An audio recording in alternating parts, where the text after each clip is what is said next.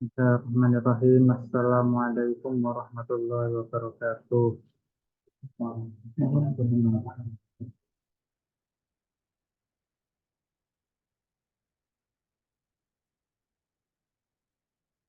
Alhamdulillah nahmaduhu wa nasta'inuhu wa nastaghfiruh wa na'udzu billahi min shururi anfusina wa min sayyiati a'malina. May yahdihillahu fala mudilla lahu wa may yudlil fala hadiya lahu. Wa asyhadu an la ilaha illallah wahdahu la syarika lahu wa asyhadu anna Muhammadan 'abduhu wa rasuluhu la nabiyya ba'dah. Allahumma shalli wa sallim wa barik ala sayyidina Muhammadin wa ala alihi wa sahbihi wa man tabi'ahum bi ihsan ila yaumil amma ba'd. Allahumma la ilma illa ma 'allamtana innaka antal alimul hakim. Allahumma faqihna fid din wa 'allimna ma yanfa'una warzuqna ikhlas fil qawli wal amal wajidna ilman ya arhamar rahimin. Alhamdulillah rabbil alamin. Kita kembali lagi di ngaji pekanan kita nih. Insyaallah kali ini kita lanjut kitab Maqasidus Shaum yang insyaallah memang kita rencanakan ya, untuk persiapan Ramadan 1,5 bulan atau 1 bulan 1 pekan lagi dan kurang lebih. Ini insyaallah mumpung Ustadz Dadang masih di Surabaya dan karena beliau pengetahuan soal ma'ani lugawinya lebih mantap gitu. Insya Allah bisa lebih memberikan bobot. Waalaikumsalam warahmatullahi wabarakatuh. Jadi eh, sementara beliau yang mengisi yang semoga bisa lebih bermanfaat, bisa lebih membuat maksud penulis bisa lebih tersampaikan dan lebih utama lagi bisa untuk lebih menjiwai ya, apa yang disampaikan oleh Kanjeng Nabi Shallallahu Alaihi Wasallam. Karena kurang lebih yang ada di sini ya qala Allah, qala Rasulullah. Kemarin-kemarin ya hadis, ya ayat, sama beberapa tafsirnya gitu. Ya ini daripada terlalu panjang ini perjuangannya. Mari kita buka dulu, kita kirim Fatihah. Khususan ila ruhi al-imam Al-Ais ibn Abdussalam Abdul Aziz ibn Abdussalam As-Sulami Asy-Syafi'i rahimahullah ta'ala wa sa'iril a'immatul muslimin lahumul fatihah. Alhamdulillah. Iya kanan itu iya kanan saya itu. Wah itu waktu yang malah soalin amin. Punturkan.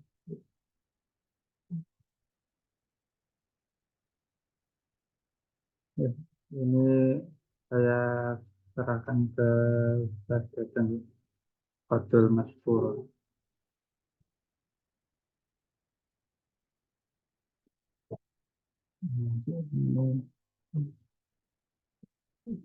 Ini writingnya itu rada tricky.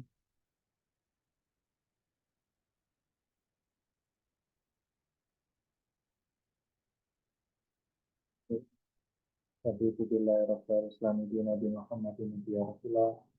Rabbi syrah li sadri wa yassir li amri wahlul 'uqdatam min lisani yafqahu. Assalamualaikum warahmatullahi wabarakatuh. Waalaikumsalam warahmatullahi wabarakatuh. Bismillahirrahmanirrahim. Amma ba'du. Langsung saja kita mulai. Ya, alhamdulillah diberikan kesempatan untuk mengkaji bareng di majelis yang mulia ini yang insya Allah akan menjadi persiapan dan kesiapan kita untuk menghadapi bulan Ramadan. Dan insya Allah pada malam hari ini kita akan masuk ke pasal yang ketiga, yaitu tentang adab-adab orang yang berpuasa.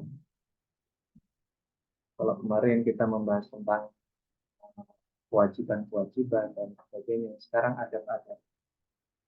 Sekarang sebelum kita berbicara lebih lanjut mengenai adab itu sendiri, adab itu hal yang mulia yang dipercayai itu membuat ibadah kita itu lengkap. Jadi seperti halnya ketika kita sholat, adabnya pakai baju yang terbaik. Adabnya kita memakai parfum. Adabnya kita eh, sholat qobliyah dan ba'diyah dan sebagainya.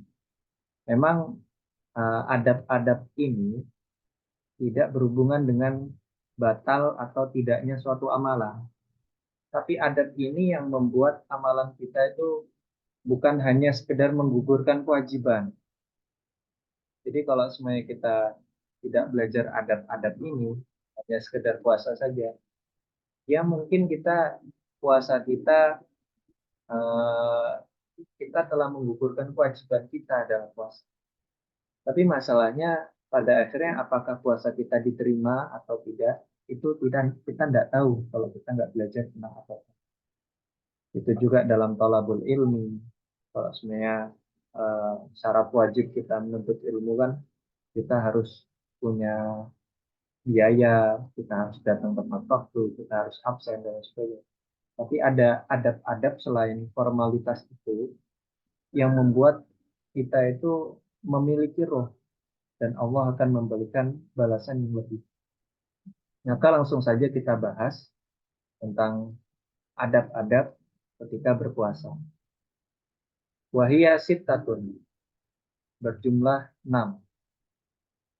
Ahaduhuma, yang pertama, adab bagi orang yang berpuasa adalah hifdzul lisan wal jawarihi anil mukhalafah, yaitu hifdzul lisan, menjaga lisan, wal jawarihi, dan anggota tubuh, anggota badan, anil mukhalafah, dari perbuatan-perbuatan yang dilarang, dari perbuatan-perbuatan yang tidak dibolehkan. Di sini dimaksudkan hifdzul lisan, pasti yang dimaksudkan di sini adalah menghindari perkataan-perkataan yang kotor. Kemudian kenapa kok dipisahkan lisan dan kemudian al-jawarih? Bukankah lisan itu termasuk jawarih? Pasti di sini penulis Syekh Izzuddin bin Abdul Salam ingin memberikan penekanan bahwasanya lisan itu tidak main-main. Lisan itu mengontrol lisan itu sangat susah daripada mengontrol anggota tubuh yang lain. Dan lisan itu bisa dilatih untuk berbuat baik atau berbuat buruk. Kalau seumpamanya pendengaran kita dari kita kecil sampai besar, ya pendengaran seperti itu, penglihatan ya seperti itu. Tidak ada penglihatan kita latih sehingga lebih tajam, tidak ada. Tapi lisan kita bisa kita latih untuk selalu berzikir, untuk selalu membaca ayat suci Al-Quran. Ketika kaget itu kita mengucapkan kalimat thayyibah. Kalau di pepatah-pepatah hikmah orang Arab, lisan itu adalah cerminan dari hati. Makanya ini sangat ditekankan kenapa kok lisan sendiri, kemudian anggota tubuh. Nah kalau kita bisa mengendalikan lisan, kita tidak gampang emosian, bahkan di saat orang mengageti kita menyebutkan hal-hal yang baik, berarti insya Allah hati kita baik. Itu esensi yang pertama dari adab-adab yang berpuasa. Liqaulihi sallallahu alaihi wasallam. Kenapa kok seperti itu? Ada dasarnya. Nah, Nabi Muhammad sallallahu alaihi wasallam bersabda, "Man lam yada' qaula zuri." Barang siapa yang belum meninggalkan kata-kata belum di dalam bahasa Arab itu ada yang artinya belum, ada yang artinya tidak, ada yang artinya tidak akan. Jadi kita harus teliti. Berarti belum meninggalkan aja, tidak meninggalkan. Enggak, kalau di sini artinya tidak meninggalkan. Kayak lam yalid wa lam yulad, berarti Allah suatu saat akan yulad dong, akan yalid. Enggak. Jadi pemahaman bahasa Arab yang berhubungan dengan dalil dan sebagainya. Itu ada penekanannya masing-masing. Man lam yada qaula zuri wal amala bihi, barang siapa yang tidak meninggalkan perkataan-perkataan yang bohong, perkataan-perkataan yang dusta, yang itu bukan hanya sekedar dusta-dusta eh, yang besar ataupun yang kecil. Yang besar artinya yang disengaja untuk mendapatkan keuntungan ataupun hanya sekedar bersenda gurau, wal amala bihi, wal amala bizuri, dan mengerjakan perbuatan dari perkataan bohong itu. Artinya berkata bohong untuk mendapatkan suatu keuntungan, entah itu perniagaan dan sebagainya. Falaisa lillahi hajatun fi ayyada'a ta'amahu wa syarabahu. Falaisa lillahi hajatun, maka di sini Allah tidak butuh. Allah tidak hajat itu kan kebutuhan. Maka Allah nggak butuh. Maka Allah tidak menerima, bahasa kitanya. Maka Allah itu menolak fi ayyada'a ta'amahu wa syarabahu. Apa yang dilakukan oleh orang yang berpuasa itu, yaitu ayyada'a ta'amahu wa syarabahu, ketika ia meninggalkan makanannya dan minumannya.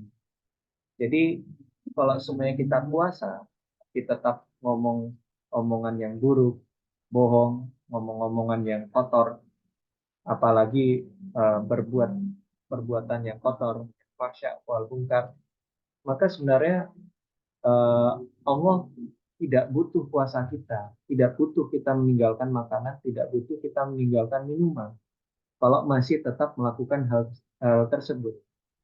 Karena esensi dari puasa itu adalah menahan hawa nafsu, bukan hanya menahan lapar dan dahaga saja. Maka ini harus dipahami bahwasanya puasa itu adalah riyadhah, sekolah kita, akademi kita untuk tetap produktif, tetap melakukan kebaikan,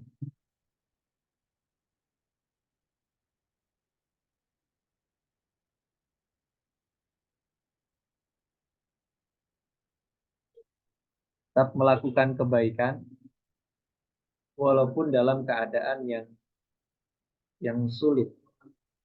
Kemudian selanjutnya waqala alaihi salam, kemudian Nabi Muhammad Shallallahu alaihi wasallam juga bersabda, rubba qaimin.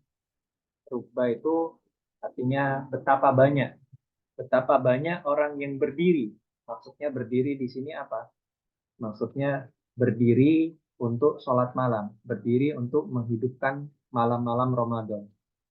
Hadduhu min qiyamihi as-sahru. Betapa banyak orang yang menghidupkan malam Ramadan.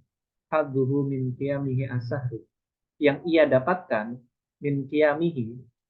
Hadduhu itu artinya nasibnya atau jatah atau balasannya dari qiyamihi, dari sholat malam yang ia dirikan, malam-malam Ramadan yang ia hidupkan, kecuali asahru.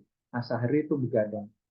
Jadi betapa banyak orang yang menghidupkan malam-malam Ramadan yang tidak mendapatkan pahala kecuali hanya begadang hura-hura saja. Warubba sha'imin haduhu min syiyam al-ju'u wal atasu. Warubba sha'imin, dan betapa banyak orang yang berpuasa, haduhu, balasannya, jatahnya dari puasanya itu al-ju'u wal atasu, yaitu lapar dan juga dahaga. Artinya betapa banyak orang yang berpuasa, puasanya itu menggugurkan kewajibannya sebagai seorang muslim, tetapi ternyata pahalanya itu bocor. Ketika berbuka puasa, ternyata ketika dihitung-hitung pahalanya, pahalanya sudah mengembun, pahalanya sudah hilang. Karena kenapa? Kita balik ke hadis yang sebelumnya. Karena lam yada qaula zur, tidak meninggalkan ucapan, karena dia tidak meninggalkan ucapan yang jelek, ucapan yang buruk, dan juga wal amala bizur, dan melakukan perbuatan-perbuatan yang jelek juga. Makanya walaupun dia qiyamul lail ataupun walaupun paginya puasa, tapi kok tetap gibahin tetangganya, kok tetap ngomongin bosnya, kok tetap ngomongin yang lain, atau bahkan tetap melakukan perbuatan-perbuatan yang dilarang oleh agama. Maka sebenarnya puasanya tuh hanya sekedar lapar, hanya sekedar diet. Qiyamul lailnya, dia mendirikan malam itu hanya sekedar ya jaga ronda aja, hanya melekan saja, hanya begadang saja. Tidak ada artinya kalau kata Bang Roman. Makanya kita harus masuki niat yang baik, kemudian menghindari hal-hal yang membuat pahala kita itu berkurang. Kemudian, asani, adab orang yang berpuasa yang kedua, dua dari enam, yaitu idza du'iya ila ta'amin wa huwa sha'imun. Ketika orang yang berpuasa itu du'iya, du'iya itu dipanggil untuk menghadiri suatu hal yang enak. Jadi dakwah itu memang uh, identiknya sama dakwah ila ta'am. Dakwah itu undangan ke sesuatu yang bahagia. Dakwah. Ketika orang itu dipanggil atau diundang untuk jamuan, dan ketika itu dia berpuasa, wa huwa shaimun, falyaqul inni shaimun. Maka ia harus berkata bahwasanya saya berpuasa. Di qaulihi sallallahu alaihi wasallam, berdasarkan dalil dari Nabi Muhammad sallallahu alaihi wasallam bersabda, "Idza du'iya ahadukum ila ta'amin", ketika ada seseorang dari kalian yang diundang untuk jamuan, wa huwa shaimun, falyaqul inni shaim. Falyaqul inni shaim. Maka ia harus berkata bahwasanya saya sedang puasa. Yadhkuru dzalika i'tizaran ila, menyebutkan hal itu fungsinya untuk apa? Untuk i'tizaran, sebagai rasa minta maaf, sebagai uh, alasan yang diberikan kepada orang yang mengundang. Li'alla yang kasih rofal buhu, agar hati orang yang mengundang itu tidak kecewa. Contohnya, seumpamanya kita diajak untuk menghadiri jamuan dengan orang yang punya hajat, sahibul hajat. Kemudian kita diem aja itu. Padahal sahibul hajatnya itu sudah mengusahakan banyak hal. Bahkan kalau orang-orang Arab itu nyari apapun yang ada di rumah, atau kalau sebenarnya nggak ada di rumah, nyari ke toko dan sebagainya, mencari makanan yang terbaik untuk dihidangkan kepada kita, ternyata kita nggak makan. Wah, itu kan nggak sopan. Maka adabnya ngomong ini soim, saya puasa. Maka kalau orang yang beriman, insya Allah paham bahwasanya soim, puasa dengan tidak makan, itu derajatnya lebih tinggi daripada memakan makanan dari hidangan tuan rumah. Jadi seperti itu. Kemudian ada penjelasan tambahan. Fa'in khofaria warro bi'udrin akhar. Apabila orang yang berpuasa itu takut ria, takut eh, ria itu bukan masalah apa yang dilihat orang. Ria itu bukan ada ria, ada sum'ah, bukan karena kita ibadah kemudian orang tahu, akhirnya kita diomongin gue puasa dan sebagainya. Enggak, ria itu hubungannya dengan hati. Kata Syekh Fudail bin Iyad itu, kalau enggak salah itu, al amal li ajlin nas syirkun wa tarkul amal li ajlin nas ria. Melakukan perbuatan, sesuatu perbuatan niatnya bukan lillah karena ridho manusia, itu syirik kata beliau. Jadi kalau sebenarnya kita uh, puasa karena pengen dilihat manusia, itu syirik karena kita puasanya bukan lillah tapi disuruh manusia. Wa tarkul amal li ajlin nas ria, dan meninggalkan perbuatan karena takut dilihat manusia itu ria. Jadi ria itu hubungannya sama hati, bukan sama apa yang dilihat manusia dan sebagainya. Tapi untuk menjaga itu semuanya, ya sebagian dari ulama salafus soleh yang mengatakan lebih baik ditutupi, lebih baik yang tahu hanya kita sama Allah Subhanahu wa taala. Takutnya nanti terjadi ujub, takabur, meremehkan orang lain dan sebagainya. Akhirnya beliau mengatakan, Musoniful Kitab mengatakan warro, menutupi. Di warro itu kan belakang, warro menutupi. Jadi terbelakang. Eh, hal-hal ini ditaruh di belakang bi'udrin akhir dengan alasan yang lain. Jadi mujamalah kita sebenarnya memang kita ini puasa dan eh, tuan rumahnya tetap memberikan makanan, terus kita nggak enak dan sebagainya. Akhirnya ya kita dengan alasan yang lain, alasan semuanya dikasih makanan apa? Oh maaf saya nggak bisa makan ini karena saya entah kolesterol, entah gula darah dan sebagainya. Bisa pakai alasan itu jika ditakutkan ria. Tapi kembali itu tadi ria bukan hanya eh, apa yang diinikan, dilihat atau didengarkan manusia, tapi itu hubungannya dengan hati. Kemarin kami pergi ke Bangkalan, ada baru Nakdo itu, melihat salah satu bukunya Mbah Mun itu, di halaman-halaman pertama ada nasihat. Nasihat beliau itu kita harus memegang dua hal. Yang pertama syiar, yang kedua dikar. Syiar itu kapan waktu kita untuk menunjukkan diri, kapan waktu kita untuk militansi. Dan yang kedua dikar, kapan kita menggunakan senjata dikar ini. Dikar kalau dalam bahasa Indonesia adalah selimut.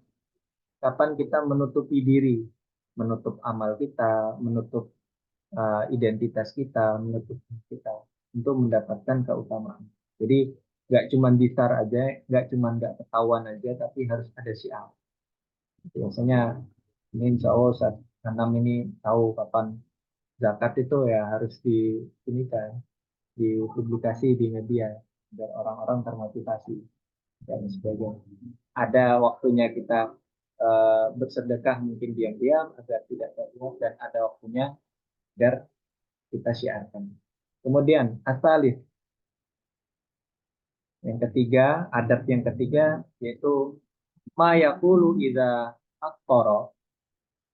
Doa apa yang diucapkan ketika beriftar, ketika berbuka puasa, wa huwa ruya anhu, yaitu doanya seperti yang diriwayatkan alaihi salam dari Nabi Muhammad Shallallahu alaihi wasallam, annahu kana yaqulu idza aftara. Ini ada beberapa opsi ketika kita berbuka puasa, ada beberapa opsi doa yang pernah dilakukan oleh Nabi Muhammad Shallallahu alaihi wasallam. Annahu kana yaqulu idza aftara. Sebenarnya Nabi Muhammad Shallallahu alaihi wasallam bersabda ketika berbuka puasa, dahabal dhama'un, yaitu telah pergi rasa haus, dahaga telah pergi, telah hilang dahaga. Wa battallatil uruqu, dan leher-leher ini itu telah basah. Leher-leher ini telah basah. Wasabatal ajru, dan tetap tetap pahala-pahala. Jadi ketika kita minum kemudian basah ini kita, basah badan kita dengan peluh kita berusaha berpuasa, rongkongan kita basah dengan minuman itu, maka di waktu itu pahala kita ketika puasa itu ditetapkan. Jadi dianggap puasanya telah sempurna. Kalau sebelumnya belum tutup buku itu di hari itu. Mungkin kalau dia batal di tengah jalan dikarenakan uzur syar'i ya pasti ada hitungannya sendiri. Kalau dia batal karena hal yang bukan syar'i pasti ada hitungannya. Jadi tutup bukunya itu ketika kita mengucapkan doa ini. Waru ya aidan, dan diriwayatkan juga bahwasanya Nabi Muhammad Shallallahu alaihi wasallam bersabda, Allahumma lakasumtu wa ala rizkika aftartu. Wahai Allah, untukmu lah saya berpuasa. Di kemarin kan kita sudah bahas. puasa itu ibadah yang unik, yang kalau kita lakukan eh, untuk selain Allah itu malah aneh. Kita berpuasa untuk patung kan aneh. Kita berpuasa untuk orang lain kan aneh. Yang berpuasa itu ya karena Allah, karena memang secret. Wa ala rizkika aftartu. Dan di atas rezekimu saya berbuka. Nah, ini unik ini. Jadi kalau ada bahasa ala itu kemarin kita sudah bahas itu untuk hal-hal yang berat. Kalau li itu yang ringan, berarti ala rizkika. Dan ya Allah, saya ini seharian bekerja keras untuk mendapatkan rizki, bukan di rizkika. Kalau rizkika mungkin ya beliau ini mendapatkan donasi tiap hari di masjid dan sebagainya, hidupnya udah dijamin, udah enak dan sebagainya. Tapi di sini ditulis Nabi Muhammad SAW wa ala rizkika, atas rezekimu, atas usaha saya seharian, engkau meridhoi dan itu rezeki dari engkau ya Allah, saya berkeringat dan saya tetap menjalankan puasa dan dengan itu pula saya dapat berbuka. Dengan peluh itulah saya bisa berbuka hari ini. Jadi seperti itu. Kemudian yang ketiga, opsi doa yang ketiga, wa fi haditsin akhar, alhamdulillahilladzi a'anani fasumtu. Alhamdulillah, segala puji bagi Allah Subhanahu wa taala yang telah a'anani, a'anani membantu saya, yang telah menolong saya, fasumtu. Sehingga saya sumtu, bukan fa'asumu. Fasumtu, sehingga saya lengkap puasanya. Sumtu kan fi'il madhi. Fi'il madhi artinya telah. Engkau dulu, engkau kemarin, engkau tadi, engkau hari ini telah membantu saya. Sehingga puasa saya hari ini lengkap. Bukan fa'asumu, tapi fasumtu. Sehingga puasa saya hari ini bisa lengkap. Warazaqani fa'aftartu. Dan engkau kemarin-kemarin, hari ini, tadi pagi, telah memberiku rezeki. Sehingga hari ini saya bisa berbuka. Jadi puasa dengan sempurna, berbuka juga dengan sempurna. Kemudian kita masuk ke adab yang keempat. Ma yuftaru alaihi, yaitu eh, subbab, subfasal yang membahas tentang ma yuftaru alaihi. Dengan apa kita berbuka puasa. Yang pertama, wahwa rutob. Yang pertama, kurma rutob. Kurma rutob yang kurma muda, muda itu, awit tamer, auma. Jadi kalau yang maktur dari hadis itu ada tiga. Kalau kayak gorengan dan sebagainya, yaitu kita sendiri sirup marjan atau kolak itu kita sendiri. Kalau yang maktur dari Nabi, kalau kita niatkan makan yang tiga ini, insya Allah kita punya pahala yang lebih. Karena ini adab ya, adab itu untuk menyempurnakan apa yang kita lakukan. Rutop, kenapa kok rutop? Ya karena rutop adalah kurma muda. Kurma muda itu kalau di dalam Al-Quran kan kita melihat ada kisah Sayyidah Maryam ketika hamil Nabi Isa kan menjatuhkan kurma muda. Padahal beliau dalam pelarian, beliau menjauhi saudara-saudaranya dan sebagainya. Itu di situ kita bisa lihat bahwasanya orang hamil itu harus gerak. Itu beliau gerak untuk menjatuhkan kurma muda kemudian dimakan dan itu menyenangkan. Nah, ini salah satu ininya, salah satu hikmahnya juga. Rutop itu membantu persalinan. Rutop itu memudahkan kesuburan. Dan rutop itu apa hubungannya? Rutop itu ketika kita puasa, kemudian dikasih rutop, itu adalah promil ternyata. Program hamil. Jadi tubuh kita toksiknya, racun-racunnya dibersihkan ketika puasa, kemudian dikasih makan rutop yang itu sunnahnya untuk orang hamil. Jadi itu program hamil, makanya di malam puasa kita masih dibolehkan untuk yang suami istri untuk melakukan hubungan suami istri setelah toksik di tubuhnya itu dikeluarkan, setelah gula-gula dihancurkan, kolesterol dihancurkan.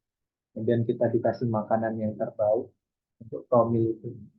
Ya, insya Allah ketika badan kita sudah bersih dan melakukan promil, insya Allah kan potensi untuk mencapai hajat kita itu lebih tinggi.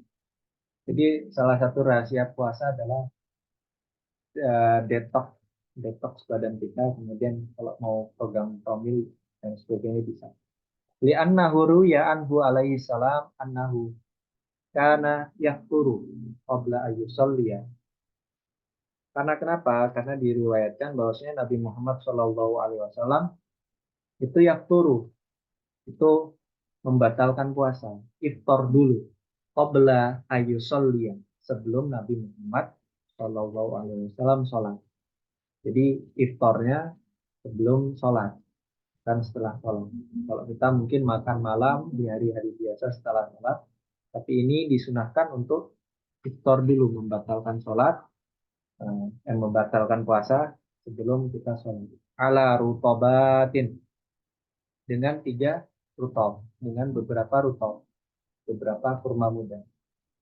Fa'in lam yakun, kalau nggak ada kurma muda, fatamarotin, kita bisa pakai kurma-kurma yang lain, kurma yang sudah tua.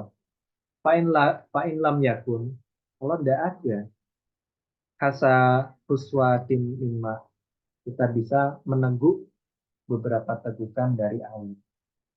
Jadi inti dari semuanya, terlepas dari ada komponen-komponen yang diberkahi, ada hal-hal yang diberkahi kalau kita ikutin itu, terlepas itu semuanya hikmahnya adalah menyegerakan buka puasa.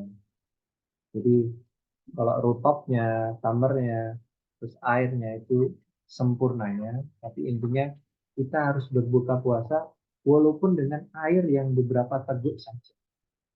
Karena nanti mungkin ada pembahasan lagi tentang kenapa kok kita harus menyegerakan buka dan sebagainya.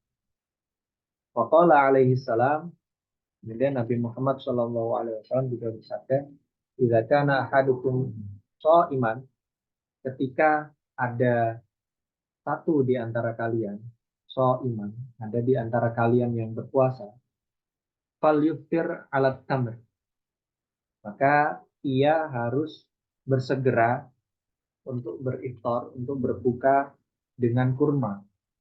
Fa'in lam yajid fa'alal ma. Kalau semuanya dia nggak mendapatkan, dia nggak punya kurma, maka dia bisa pakai air. Jadi air itu disebut sebagai komoditas paling umum dan paling mudah didapatkan. Jadi kalau memang nggak ada yang tamar, kita bisa pakai air. Fa'inal ma tahurun. Karena air itu tahur, suci. Air itu suci. Al-Khamis wasadis. Ada 2 langsung pembahasannya. Langsung menutup pasal ini. Al-Khamis wasadis. Al-Khamis yaitu takjilul fitri. Kita menyegerakan buka puasa. Wa takhirus sahur. Dan mengakhirkan sahur. Nih, pembahasannya cukup panjang. Sebenarnya tidak sesimpel kita uh, sahur nanti aja dekat adzan, dan ketika adzan kita cepat-cepat berbuka. Nanti ada banyak pembahasan. Liqauli sallallahu alaihi wasallam, Nabi Muhammad sallallahu alaihi wasallam bersabda, "Tasaharu fa inna fi sahuri barokah." Bersahurlah kalian karena di dalam sahur itu ada keberkahan.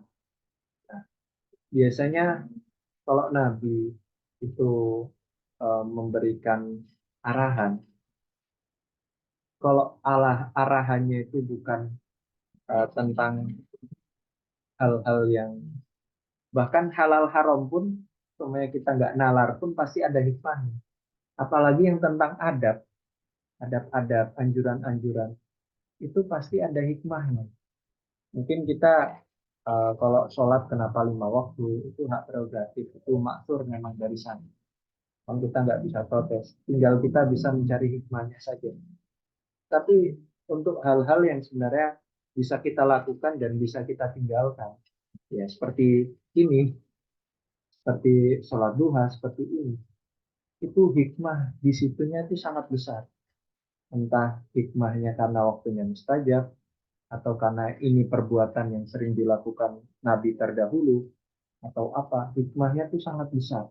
Itu ketika ada anjuran dari Nabi, pasti ada sebabnya. Nggak mungkin beliau ngomong, fa inna fi sahuri barokah. Karena di dalam sahur itu ada keberkahan. Ya. Bukan hanya keberkahan, ya sahur besok berkah. Enggak. Karena sahur itu trigger atau jalan menuju kita sholat malam. Menuju kita sholat subuh tepat waktu. Menuju kita beristighfar di waktu sahur. Beristighfar di waktu sahur itu kan caranya luar biasa sekali. Itu salah satu ciri-ciri orang-orang yang beriman. Kalau orang-orang munafik ketika di kegelapan malam kan mereka tidak kelihatan dan mereka uh, nggak bisa mengetahui kita juga. Jadi sahur itu adalah salah satu bentuk jalan menuju ibadah-ibadah yang lain, mengawali hari kita dengan ibadah-ibadah yang lain. Nanti ada pembahasan yang lain sekitar keimanan itu sendiri. Wa qala alaihi salam la yazalun nasu bi khairin ma ajjalul fitar. La yazal akan tetap la yazalun nasu bi khairin, manusia akan tetap baik-baik saja, akan tetap dalam keadaan baik ma ajjalu al fitar, selama mereka menyegerakan fitar, menyegerakan buka puasa. Jadi seakan-akan beliau ngomong kalau semuanya manusia nggak cepet-cepet buka puasa, itu pasti ada settingan yang salah, ada pemahaman yang salah, ada kondisi yang salah. Nanti kita bahas, ada sedikit penjelasan. Jadi semuanya beliau ingin mengatakan seakan-akan kalau semuanya manusia itu sahur di waktu yang panjang dari waktu azan dan berbuka puasa di waktu yang panjang juga dari adzan maghrib, pasti ada yang salah. Atau seakan-akan beliau ini ingin mengatakan bahwasanya saum wisol, puasa 2-3 hari langsung, puasa yang 2 hari baru buka, 3 hari baru buka, itu tidak baik. Itu kan seakan-akan beliau ingin mengatakan, nanti setelahnya ada penjelasan. Wa qala alaihi salam, qala Allahu azza wa jalla, ahabbu ibadi ilayya, ahabbu ibadi. Qala Allahu azza wa jalla, ada hadis qudsi. Hadis qudsi itu menandakan biasanya kalau ada hadis qudsi itu menandakan kedekatan Allah langsung ke hambanya. Jadi tidak main-main biasanya kalau kayak kita baca surat cinta dari Allah gitu langsung. Jadi kayak amalannya itu langsung, ya ibadi wahai hambaku. Ahabbu ibadi ilayya. Ahabbu ibadi ilayya. Hamba di antara hamba-hamba yang paling mulia di sisiku adalah a'jaluhum fitran, yang dimana mereka paling cepat berbukanya. Jadi di antara hamba-hambaku yang mulia adalah hamba yang tidak menunda-nunda waktu berbuka puasa. Wa qala alaihi salam, dan Nabi Muhammad juga sabda, la yazalu dinu zahiran ma'ajjalan nasu al-fitrah. La yazalu dinu zahiran, agama Islam akan tetap ada, akan tetap unggul, ma'ajjalan nasu al-fitrah, selama manusia itu mengutamakan atau mendahulukan fitrah, mendahulukan buka puasa. Li'annal yahuda wa nasara yu'akhirun. Nah, ini poin pentingnya. Kenapa kok berkah? Kenapa kok sangat dianjurkan Nabi? Karena orang-orang Yahudi dan orang-orang Nasrani itu akhirun, itu mengakhirkan. Tadi kami berusaha untuk mencari apa maksudnya ini, apa hikmahnya. Kalau semuanya orang-orang Yahudi dan Nasrani, orang-orang kafir. Yahudi Nasrani kan kafir yang tetap berpuasa ya. Ada masa puasanya sendiri. Kalau yang lain kan kita tidak tahu. Orang Yahudi Nasrani tetap berpuasa, tapi berpuasa dengan cara mereka. Gimana caranya? Caranya itu dengan tatayur. Buka puasanya itu saat mereka melihat bintang. Jadi nggak nggak di waktu yang pas, nggak di waktu matahari terbenam, udah selesai. Tapi ketika malam mereka ngeliat bintang, mereka berbuka. Kalau enggak, ya dilanjutkan. Makanya itu kan hal yang uh, aneh dan itu adat mereka hubungannya dengan ahli nujum, al munajimun, orang-orang yang memang suka tentang ilmu perbintangan, alul falak, ahli ilmu falak. Mereka melihat bintang itu mereka berpuasa. Jadi caranya seperti itu. Ketika mereka melihat bintang, mereka berbuka. Kalau mereka belum melihat, ya sudah, mereka belum. Itu yang kami baca dari pemahaman. Jadi ketika kita berpuasa dengan cara Nabi Muhammad, dengan apa yang dituntunkan oleh Nabi Muhammad SAW, itu adalah hal yang terbaik. Karena kita menyelisihi adat-adat yang dilakukan oleh agama yang lain, yang mereka melakukan praktek puasa. Yaitu ya, salah satunya seperti itu tadi. Orang Yahudi dan Nasrani ada puasanya sendiri dan cara berbukanya seperti itu. Waqala Amr bin Maimun, karena ashabu Muhammadin sallallahu alaihi wasallam jalan nasi iftaran waqta'um sahuran. Bahwasanya umat Nabi Muhammad atau sahabat Nabi Muhammad sallallahu alaihi wasallam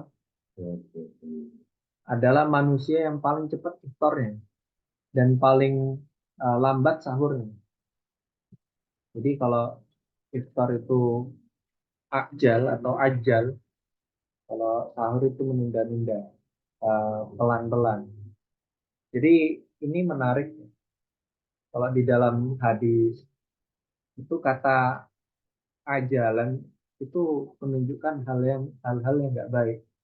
Al ajalatu minasyaiton, terburu-buru, tergesa-gesa itu adalah sebagian dari setan, bagian dari perbuatan setan. Tapi ada yang berburu-buru, tergesa-gesa, sat-set, itu yang sangat dicintai oleh Nabi. Salah satunya adalah berbuka puasa. Padahal kalau di dalam hadis itu al-ajalah itu hubungannya lebih banyak kepada syaitan, kepada bisikan setan, pada nggak fokus, pada hal-hal yang nggak teliti, nanti ada yang salah, ada yang ketinggalan dan sebagainya. Terus wa nama akhara sahura liyu. Ini penjelasan dari beliau, dari Al-Musannif.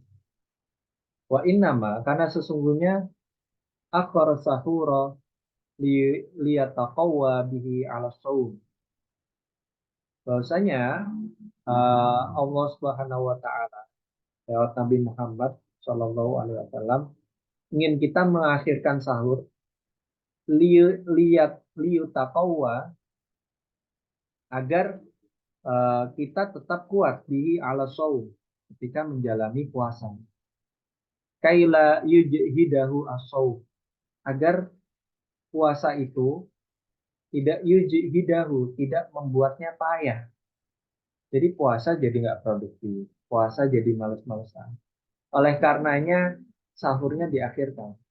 Bayangkan kalau kita sahurnya itu jam 9 malam atau jam 12. Mungkin jam 12 siang kita udah capek, kita udah lapar. Tapi karena kita uh, bersahurnya itu di waktu pagi, itu insya Allah siang kita masih ada tenaga. Fatuk idahu, an katsirin minat ta'at. Sehingga karena capek itu, karena lelah itu, tuqidahu, membuatnya duduk, membuatnya nggak beraktivitas. An katsirin minat ta'at. Jadi kalau ada kata-kata an itu artinya menjauhkan. Biasanya nahaan, larang. Terus zahabaan itu pergi dari. Jadi an itu mendudukkannya, membuatnya dia terjerembab, membuatnya dia nggak aktif. An kasirin minat taat, dari berbagai macam ketaatan-ketaatan yang ada. Jadi karena dia males, karena dia capek, karena dia udah lemes, energinya udah habis, sehingga dia duduk, lemes, dan tidak melakukan potensi kebaikan yang sangat banyak. Waqad kana baina sahuri Rasulillah sallallahu alaihi wasallam wa baina sholati qadru khamsina. Waqad kana, dan uh, sesungguhnya sudah ada baina sahuri Rasulillah sallallahu alaihi wasallam, di antara sahurnya Nabi Muhammad sallallahu alaihi wasallam, wa baina sholatihi, dan dengan sholat fajarnya, dengan sholat subuhnya, qadru khamsina ayat, yaitu 50 ayat. 50 ayat ini uh, dari penjelasan yang kami baca bukan ayat yang panjang seperti surat Al-Baqarah yang akhir-akhir ya. Ada ayat tentang utang, ayat tentang riba, itu kan bukan yang seperti itu, dan juga bukan yang terlalu pendek kayak surat Al-Waqiah, kayak surat An-Nas dan sebagainya. Tapi yang sedang-sedang. Singkat kata, dari yang kita baca itu ada yang mengatakan 10 menit, ada yang mengatakan 15 menit. Jadi itu waktu imsak. Kalau di kita kan sholatu wassalamu alaikum. Itu kalau semuanya dikatakan ini mana dalilnya? Ini dalilnya ini. Memang nggak dikatakan waktu imsak dan sebagainya. Tapi waktu itu kita masih boleh makan, masih boleh minum. Tapi adab atau ajaran dari Nabi kita agar kita menahan diri. Sudah, kita fokus ke qiyamul lail dan sebagainya. Jadi selayaknya, idealnya, jadi kita berhenti makan kita 5 menit, 10 menit, atau 15 menit dari kita sholat untuk mempersiapkan diri, bersih-bersih, dan sebagainya. Tapi kalau tetap makan, tidak membatalkan. Karena awal waktu puasa adalah ketika adzan subuh. Nah, akhir waktu puasa ketika adzan maghrib. Sesimpel itu. Kalau semuanya ada imsak, itu waktu untuk kita mempersiapkan diri untuk hal-hal yang lain. Jadi masalah takhir dan takjil ini memberikan pahala yang besar. Kalau yang tadi kan, kenapa kok kita harus makan sahur, kenapa kok ada keberkahan dan sebagainya. Karena orang-orang yang berpuasa itu harus mengisi tenaganya. Agar berpuasa itu nggak sekedar nggak makan, bisa tidur saja. Enggak. Nah, berpuasa tetap menjalankan, berpuasa tetap menahan diri, berpuasa tetap beraktivitas, itu yang berkah. Jadi nggak cuma nahan nafsu aja, nggak nahan, nggak cuma nggak makan aja. Tapi ketika nahan nafsu, ketika nggak makan, tetap beraktivitas, tetap berproduktif, menjalankan produktivitas. Itu yang berkah. Keberkahan itu datang dari situ, bukan hanya uh, di ritual berpuasa. Kita lanjutkan atau gimana?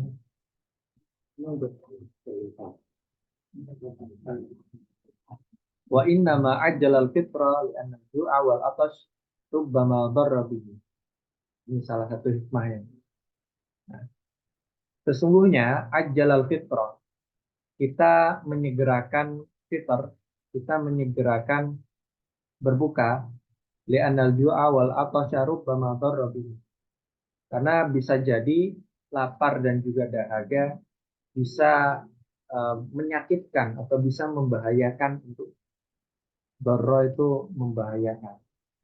Jadi kalau semuanya kita puasa terlalu lama, pasti tubuh kita ini memiliki eh, hal-hal yang harus dipenuhi haknya.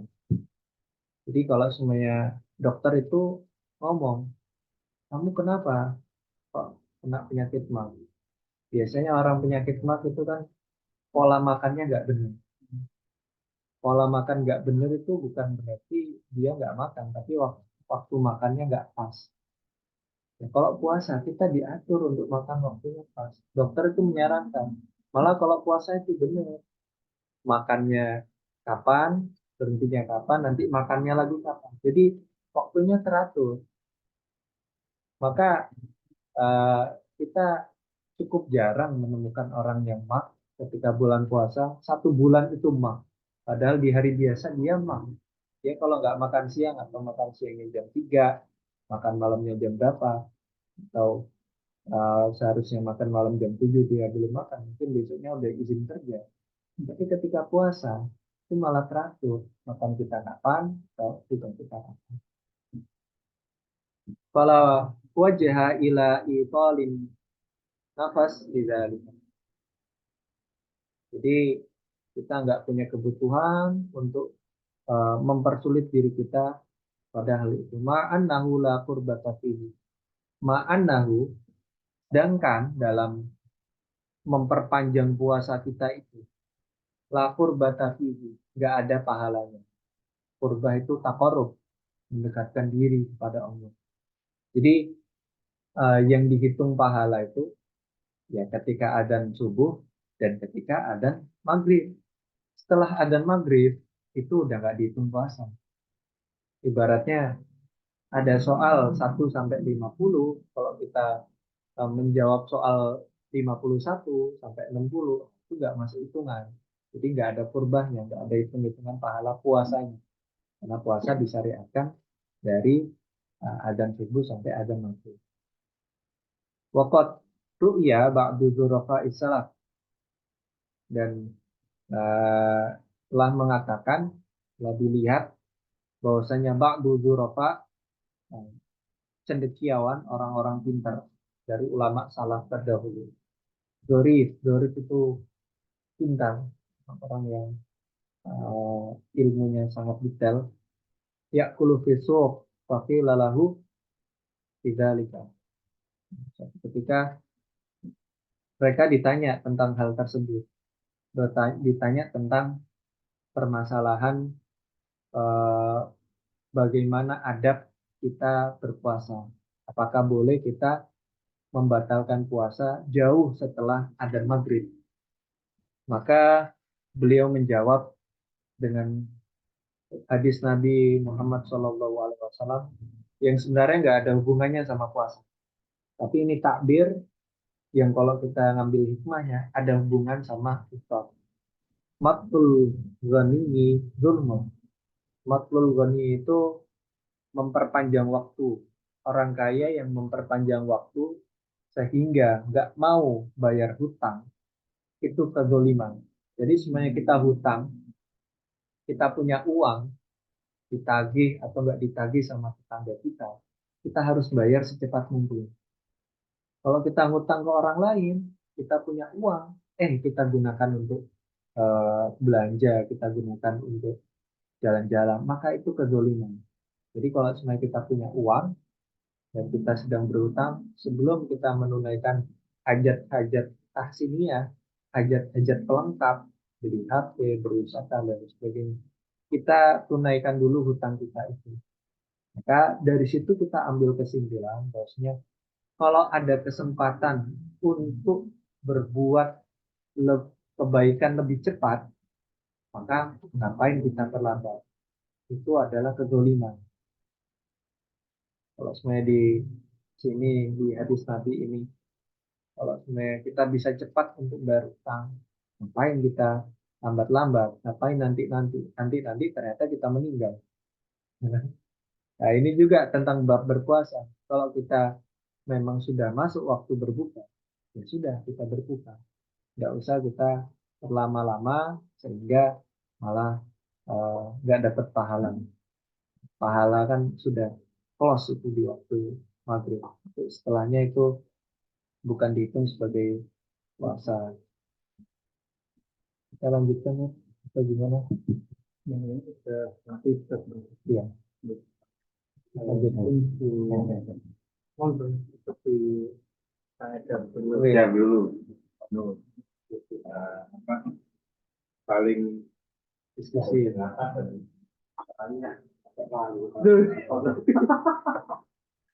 Monggo, Pak Betul biasanya. Mungkin ada yang bisa kita diskusikan. Kalau masalah fikih mungkin sama stopnya ini. Ya, monggo. Mungkin ini di bab selanjutnya ini akan ada pembahasan tentang puasa wisol, Pak.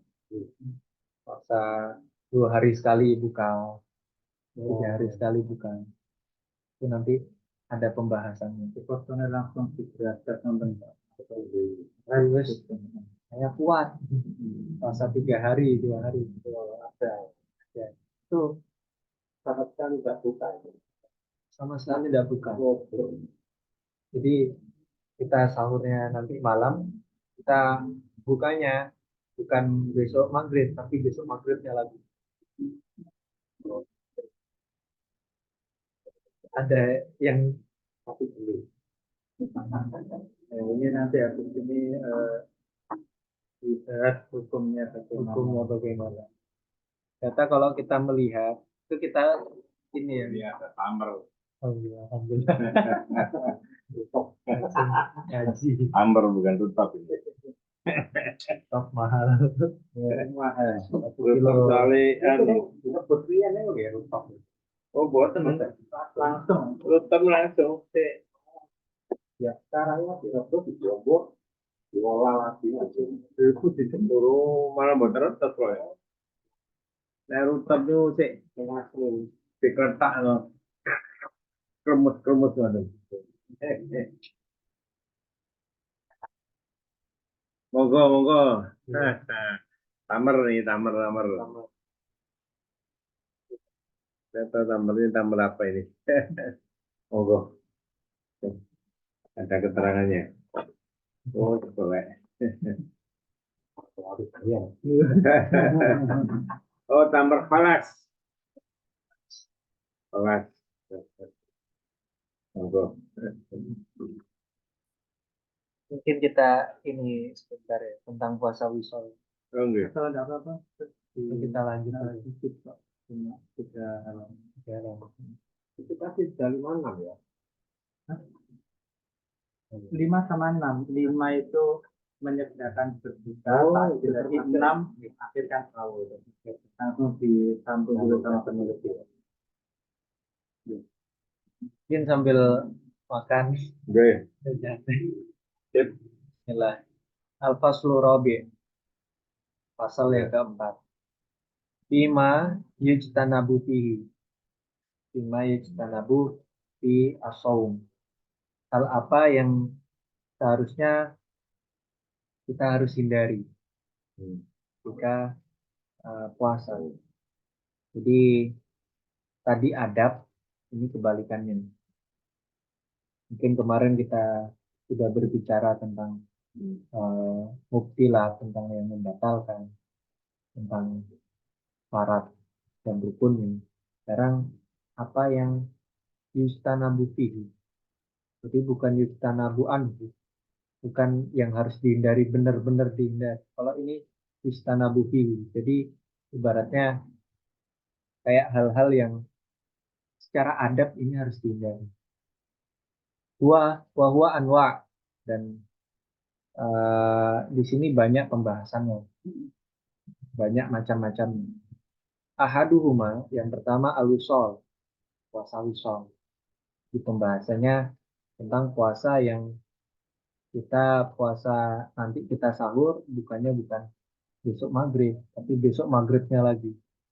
Nanti puasa kayak gitu. Mungkin kita 1 bulan hanya buka 10 kali atau 15 kali. Itu ada orang-orang yang terdahulu itu seperti itu. Atau mungkin Bani Israel ya, seperti itu yang disebutkan. Karena puasanya ngelihat bintang. Naha Rasulullah sallallahu alaihi wasallam anil wisal. Nabi Muhammad sallallahu alaihi wasallam melarang kita puasa wisal. Faqala rajulun minal muslimin, fa innaka ya Rasulullah tuwasid. Kemudian ada seorang laki-laki dari kaum muslimin, berarti sahabat ya, karena pada saat itu Nabi masih hidup. Fa innaka ya Rasulullah, ya Rasul, engkau melarang kami wisal, engkau melarang kami untuk tidak puasa dengan menggabung puasa itu. Sedangkan fa'inna ya Rasulullah wasil. Sedangkan engkau wahai Rasulullah, engkau berpuasa wisol. Engkau melakukan hal itu. Ibaratnya kalau kita pakai dalil kabura maktan indallah intakulu malakat alun. Engkau melarang kami untuk nggak puasa. Sedangkan engkau sendiri berpuasa wisol ya Rasulullah. Atau eh, pakai kena, kena dalil-dalil Al-Quran tentang kita ketika kita berbicara kita harus konsekuensi kita harus menjalankan. Sedangkan di sini keadaannya sahabat tahu bahwasanya Nabi Muhammad SAW melakukan puasa wisol. Kemudian Nabi Muhammad bersabda, "Qala Rasulullah SAW, wa ayyukum mithli." Nabi Muhammad menantang itu di antara sahabat itu. Ayyukum, ada nggak di antara kalian yang mithli seperti saya? Ada nggak di antara kalian yang makomnya itu seperti saya? Jadi Nabi Muhammad di sini ingin mengatakan, ini saya, bukan kalian. Nah, nanti di kita pembahasan tentang sirah itu, ada keutamaan Nabi Muhammad yang sebenarnya itu bukan keutamaan. Kalau kita orang umum mungkin menyebutnya beban. Kita eh, harus melakukan puasa, itu nggak boleh wisol. Nabi Muhammad tuh di sini disebutkan wisol. Kita sholat sehari semalam 5. Nabi Muhammad ditambah sholat tahajud, tambah qiyamul lail. Nabi Muhammad harus bersiwak dan sebagainya. Itu kan kalau kita jadi beban ya, bukan keutamaan. Mungkin kalau kita keutamaan, Nabi Muhammad melihat yang istrinya lebih dari 4 dan sebagainya. Kalau kita melihat itu malah beban. Beban beliau, amanah beliau sebagai Nabi dan sebagainya. Yang nggak semua yang dilakukan Nabi Muhammad itu kita boleh tiru. Jadi kita nggak harus karena Nabi Muhammad itu nggak pernah meninggalkan qiyamul lail, nggak pernah meninggalkan sholat malam, kita mewajibkan di keluarga kita kalau kamu nggak qiyamul lail berarti kamu kafir, kamu fajir, kamu lakukan dosa besar. Tidak, karena ada beberapa perbuatan Nabi, ada keutamaan Nabi yang kalau kita sebut ke kita mungkin itu lebih ke beban yang tidak dibebankan kepada kita sebagai umat. Salah satunya ini. Jadi Nabi Muhammad pernah melakukan puasa wisol yaitu 2 hari, 2 hari sekali. Pernah. Jadi pernah pun bukan sebagai dalil kita ya itu kita harus melakukannya. Tidak. Karena di sini nah Rasulullah jelas ditulis. Ini beliau melanjutkan ini abi itu yut'imuni rabbi wa yasqini. Ini abi itu sesungguhnya saya abitu tuh bermalam. Baitun itu kan tempat untuk bermalam. Kalau nggak sampai bermalam kan mungkin disebutnya sebagai apa? Ini abitu, saya bermalam, saya tidur, saya berdiam diri, saya bahasa kasarnya, saya nggak makan, saya nggak mencari nafkah. Yuktimuni rabbi wa yasti.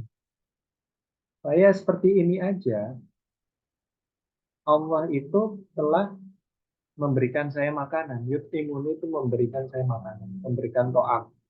Wayastini dan memberikan saya siraman air. Jadi kalau di syarahnya, syarah dari hadis ini mengatakan ada 2 hal, yaitu yang pertama makanan dan minuman yang secara fisik yang ada terus, yang kedua makanan dan minuman secara rohani.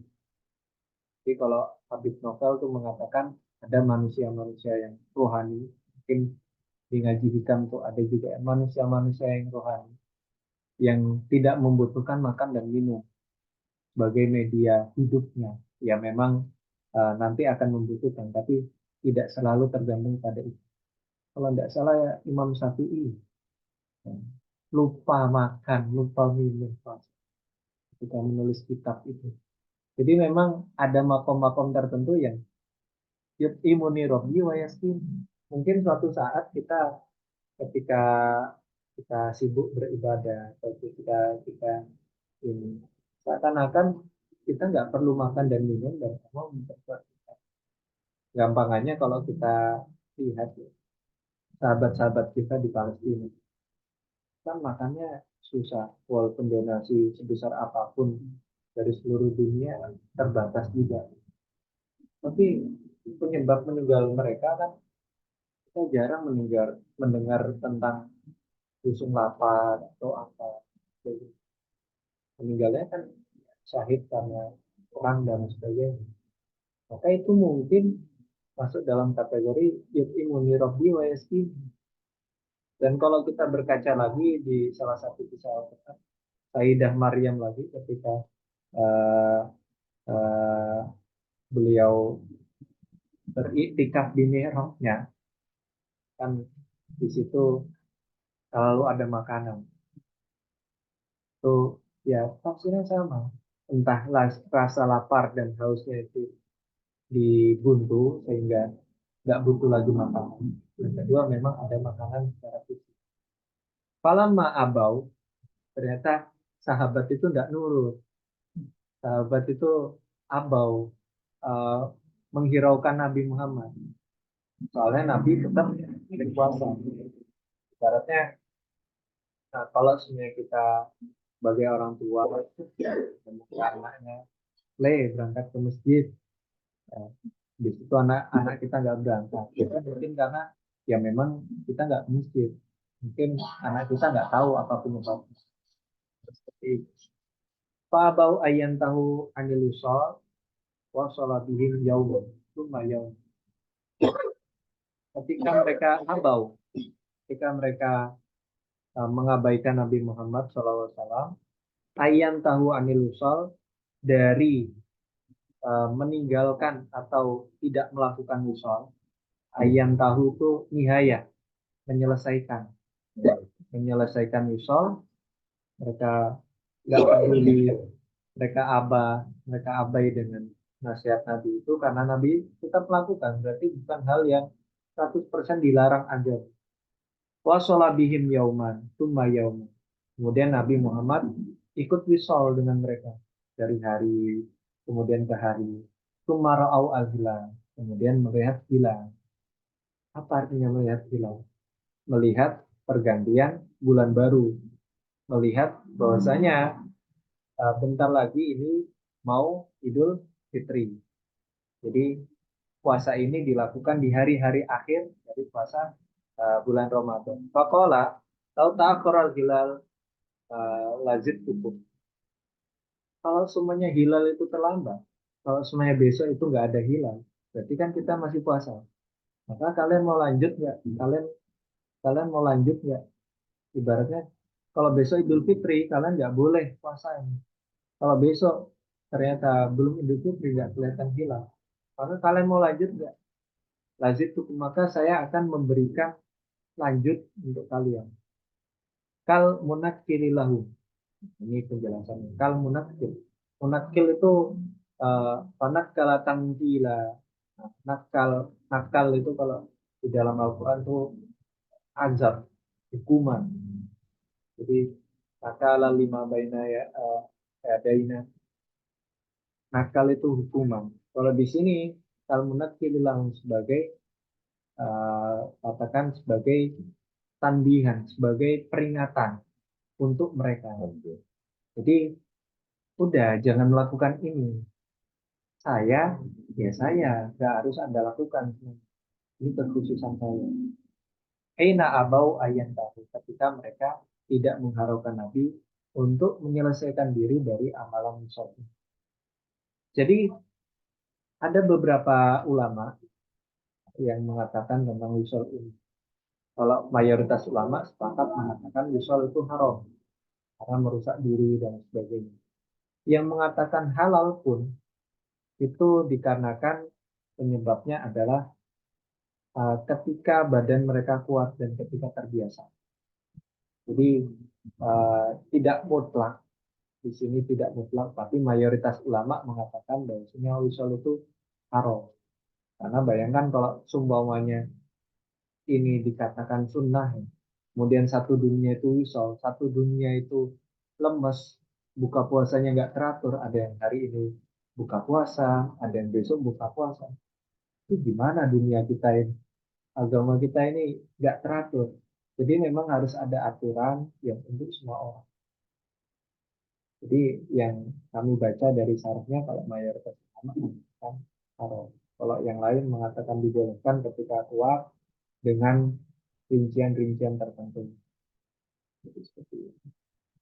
Wa innama sesungguhnya naha anil wisal sebenarnya Nabi Muhammad SAW melarang kita anil wisal dari puasa wisal lima fihi min it'afil quwa karena di dalamnya dalam puasa wisal itu min it'afil quwa ada hal-hal yang it'af.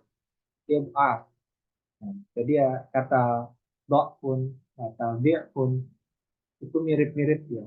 Kalau ini it'aful quwa min it'afil quwa, it'afu itu masdar dari at'afa yud'ifu. It'af itu kalau di sini artinya melemahkan kekuatan. Tapi it'af juga ada yang artinya menambahkan. At'afa mudha'af. Itu do'afa yudha'af itu at'afa itu juga bisa artinya menambahkan. Jadi ada dua arti. Tapi kalau di sini artinya melemahkan kekuatan. Karena wisol itu bayangkan kalau seluruh dunia ini wisol, pasti semuanya lemes dan mengatakan bahwasanya agama nggak jadi solusi, agama malah nyiksa dan sebagainya, malah uh, sahur dan bukanya itu nggak jelas. Ada yang sahur sekarang, ada yang sahur besok, dan sebagainya. Wa itmarul ajsad dan menyiksa badan. Min ghairi ibadah. Nah ini yang paling penting. Min ghairi ibadah. Padahal bukan ibadah. Terus kayak gini nih ngapain? Padahal ini bukan syariat, ini bukan ibadah. Jadi nanti ketika puasa, ketika uh, full dari adzan subuh sampai adzan maghrib, hitungnya ibadah. Setelah itu ya bukan takarruf, bukan mendekatkan diri kepada Allah, tapi ya lebih ke tazkiyah diri dia sendiri, hanya menyucikan diri karena mungkin kalau nggak puasa dia nggak bisa nahan nafsu, entah nafsu makan, entah nafsu dengan perempuan dan sebagainya. Makanya digunakan untuk puasa. Tapi puasa itu sendiri min ghairi ibadah, nggak dihitung sebagai ibadah kalau puasa wisal selain waktu yang diwajibkan. Wa amma Rasul Shallallahu Alaihi Wasallam. Sedangkan Rasul Shallallahu Alaihi Wasallam wa ingkana aklu wa syarabuhu inda rabbihi hakikatan fa innahu lam yuwasil. Wa ingkana dan jika dan seumpama dia itu makan akluhu wa syarabuhu, dia itu minum inda rabbihi untuk uh, Tuhannya, untuk Rabbnya, untuk Allah Subhanahu Wa Taala. Hakikatan, benar-benar untuk Allah. Fa innahu lam yuwasil, maka dia tidak akan wisal. Jadi kalau sebenarnya benar-benar puasa itu untuk Allah, puasa itu dikhususkan sebagai ibadah, maka ibadah ada tata caranya.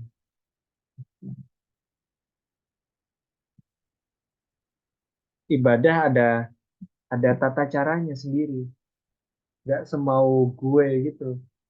Kalau sebenarnya kita ingin mengajukan proposal kepada kementerian tadi ya, ada Kemenak itu mengajukan proposal pembinaan untuk masjid dan sebagainya.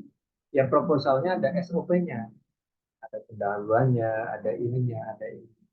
Dan lampirannya cukup lampiran biaya. Kalau kita ngasih NPWP, KTP, KK, dan tidak dihitung sama kemenangnya. Kita cuma habis-habisin kertas, habis-habisin tenaga. Cuman yang dihitung hanya persyaratan-persyaratan yang nanti. Jadi seperti itulah bentuk kita puasa wisol itu. Kalau emang benar-benar hakikotan lillah, kita benar-benar mengajukan proposal ini kepada lembaga atau kita mengajukan CV kepada perusahaan kita, ya harus jitu sesuai dengan apa yang diminta. Fa innahu lam yuwasil, karena Nabi Muhammad tidak menganjurkan, tidak melakukan wisol itu terus-terusan. Fa in abbara bil akli wa syarabi an quwwatil fungsi billahi wa sururi ya bi qurbihi. Wa in, kalau wa in di kitab ini kan artinya bukan jika. Kalau di sini artinya karena. Wa in abbaro, karena abbaro bil akli, takbirnya dalam makan, wa syurbi atau syarabi, karena ibaroh perumpamaan ketika kita makan, ketika kita minum, an kuwatil ungsi billah. Ada kuwatil ungsi billah. Fungsun itu artinya anis. Anis itu lemah lembut, lemah lembutan kita kepada Allah Subhanahu wa taala. Kekuatan batin kita pada Allah Subhanahu wa taala. Jadi di dalam makan itu kita mensyukuri nikmatnya dan sebagainya. Kalau kita nggak makan, ini selanjutnya wasurur bifurbihi, dan kita senang karena dekat sama Allah Subhanahu wa taala. Ketika kita mengendalikan kapan kita makan, kapan kita minum. Kalau semuanya kita nggak puasa itu kita serampangan makan, atau semuanya kita puasa wisol itu kebalikannya, kita serampangan, nggak ada aturan, kita nggak makan, itu berarti kita nggak surur, kita nggak gembira karena menjalankan syariat Allah dengan lengkap. Kita nggak gembira karena kita dekat dengan Faqad qama dzalika maqamal akli wa syurbi fi in'ashi puah. Maka telah eh, akal atau makan dan minum itu telah menjadi qama dzalika maqamal akli. Jadi makan dan minum itu telah mendapatkan martabat, telah mendapatkan tempat yang tinggi dalam in'ashi puah, dalam menghidupkan puah, menghidupkan kekuatan dan semangatnya. Bal huwa ablaq minat ta'am wa syarab. Bahkan puasa itu ablau.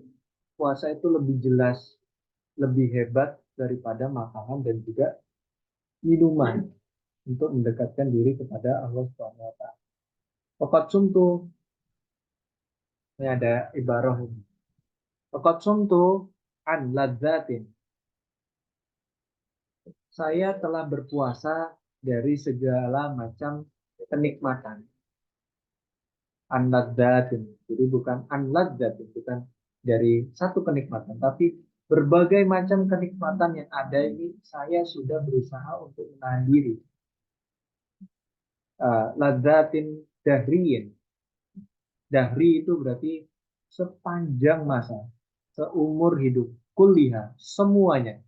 Saya sudah menahan diri dari semua kenikmatan seumur hidup saya, semuanya. Penekanannya tebal. Wa yauma liqakum dzata fatrusyam. Wa yauma liqakum, dan hari bertemu dengan engkau, hari kita bertemu dengan Allah Subhanahu wa taala. Hari nanti kita dibangkitkan. Dzata fatrusyam. Itulah waktu saya berbuka. Jadi di dunia ini seumur hidup, sepanjang saya hidup, saya menahan hal-hal yang menurut manusia itu kenikmatan. Jadi walaupun itu halal, tapi mungkin ketika kita berlebihan dan tidak sesuai porsinya, kemungkinan besar kita meleset di situ itu besar. Makanya menahan hawa nafsu itu penting agar apa? Bukanya itu bukan di dunia. Kalau di dunia kan mazraatul amal. Di dunia itu ladang kita untuk menanamkan biji-biji kebaikan. Kapan kita mengetahuinya? Kapan kita puasa kalau di batin? Puasa nanti ketika kita di akhirat kita bertemu dengan Allah Subhanahu wa taala. Waqad walaqad wajadtu ladzadzahu laka fil hasya. Dan saya telah menemukan waqad wajadtu ladzadzahu, kenikmatannya, laka, kenikmatan puasa untuk mufil hasya. Fil hasya itu dalam perutku. Jadi memang saya makan karena engkau, saya nggak makan karena engkau. Perutku ini smile, perutku ini tetap bahagia. Walaisat limakulin wala masrubin. Dan bukan kebahagiaan itu, bukan kebahagiaan perut saya itu dikarenakan puasa, dikarenakan makanan dan juga dikarenakan minum. Jadi karena itu saya berpuasa, mendiam diri seumur hidup, nanti saya akan berbuka puasa, insya Allah ketika di akhirat, di hari pertemuan kita. Kita lanjut berarti ya. 2 halaman lagi. Dan masih ada 3, 3, 4. Secara lugawi fisal itu apa? Fisal itu apa? Menyambung. Oh, menyambung. Oh, menyambung terus nggak pakai putus. Karena kan wonten apa tawasul, menyambung doa.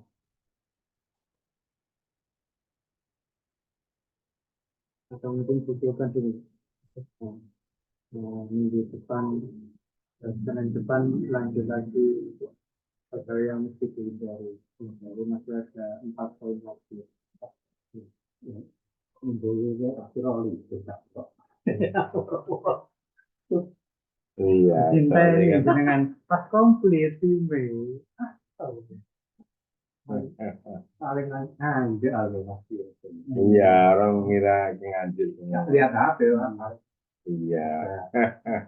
Oke. Biasanya kan ada yang mau disampaikan atau kurang jelas untuk dibaca kembali ke awal itu tadi. Bisa lisan atau perkataan itu cerminan dari pulang. Kadang orang itu ada yang mengucapkan kebaikan, ada yang selalu mengucapkan yang baik. Terkadang tetangga itu cerminan dirinya sendiri dari perkataan atau dari lisannya. Sebenarnya di pepatah Arab kan lisanul fata nisfun wa nisfun fuadu. Lisannya seseorang pemuda, karena pemuda itu ya nggak kelihatan ininya politiknya, jadi nggak kelihatan dia bisa menahan kepada siapa dia berucap, pada siapa dia menahan. Jadi anak muda kan kalau dia yang soleh ya kelihatan soleh, kalau dia yang soleh yang nakal ya kelihatan. Jadi lisanul fata nisfun wa nisfun fuadu, setengah dari hatinya. Makanya kalau semuanya kita menilai seseorang, salah satunya dari pola pikirnya. Pola pikir paling gampang kita melihat dari apa yang diketik, apa yang diucapkan. Karena itu produk dari semua yang ditangkap. Jadi kalau semuanya kita eh, daya tangkap kita kan, kalau di dalam ini ada jawareh, ada anggota tubuh. Di antara anggota tubuh ada yang namanya indera pengecap, indera peraba, dan sebagainya. Di antara indera-indera itu, kalau kita bertadabbur, hanya ada 2 indera di antara 5 itu yang berhubungan dengan Allah, yaitu sami sama basir.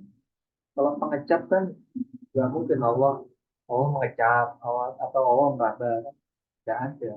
Jadi seperti itu. Tapi Allah sami dan Allah itu basir. Dan itu ternyata bukan hanya sekedar indera, ternyata dua itu adalah alat untuk analisa yang outputnya keluar dari lisan. Jadi kalau indera yang kayak gini ini kan nggak bisa nganalisa. Ya mungkin untuk yang maaf yang tunanetra dan sebagainya mungkin menggunakan itu, tapi ini kan nggak jamak. Kalau yang jamak kan kita bisa melatih penglihatan kita. Penglihatan itu kalau di dalam Al-Quran kan, kalau yang guruna alam taro ilah terus dan sebagainya. Ayat tentang melihat itu hubungannya sama berpikir. Makanya bahasa Arabnya melihat dan pikiran itu ro'yun kan sama. Atau bahasa Inggrisnya view atau perspektif, sudut pandang itu kan sama. Kayak melihat itu hubungannya sama analisa yang hubungannya sama pikiran. Kalau pendengaran itu lebih hubungannya sama emosional. Makanya Al-Quran kenapa kok nggak bisa dilihat? Al-Quran kan suara Pak. Di antara semua mukjizat Nabi kan bisa dilihat. Tongkat bisa berubah, laut bisa kebelah, orang yang mati bisa hidup. Tapi Al-Quran ini nggak ke situ. Al-Quran ini kan suara. Suara dari Allah, kemudian malaikat Jibril, kemudian ditalaki, talaki, talaki ke bawah sampai ke kita. Kalaupun tulisan itu untuk menguatkan saja. Yang aslinya itu adalah suara. Nah, suara ini itu bisa masuk ke dalam hati.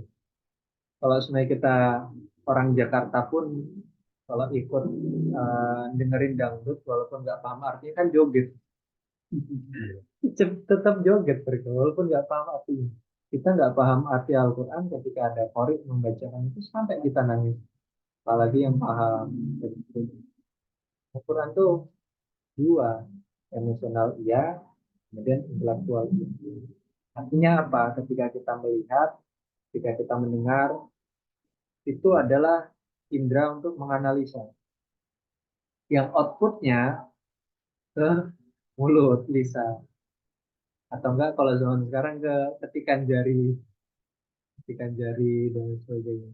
Itu bisa kita lihat pola pikirnya, pola pandangnya. Makanya ada wawancara nih kalau kita kerja dan sebagainya. Itu nggak cuman uh, dia pintar ngomong atau enggak. Ada yang pintar ngomong ternyata pola berpikirnya atau pola komunikasinya itu kiri. Makanya kalau semuanya kita mau memperbaiki hidup kita dimanapun itu entah di sosial, hubungan suami istri, dengan anak, dengan pekerjaan apalagi. Yang paling pertama adalah kita memperbaiki komunikasi. Kalau komunikasi yang kita dengar kan tadi, yang kita olah tadi, ada pendengaran, ada penglihatan, kita peka nggak itu hubungannya sama tentang kepekaan. Tapi kalau semuanya lisan, itu hubungannya tentang apa yang kita bisa kendalikan. Kalau mata dan telinga, itu yang orang lain lakukan, kemudian berimbas pada kita nggak bisa mengendalikan orang lain. Yang bisa kita kendalikan cuma lisan.